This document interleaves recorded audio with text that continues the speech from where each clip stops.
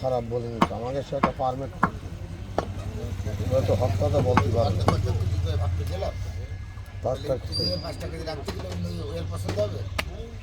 সে আমাকে পারমিট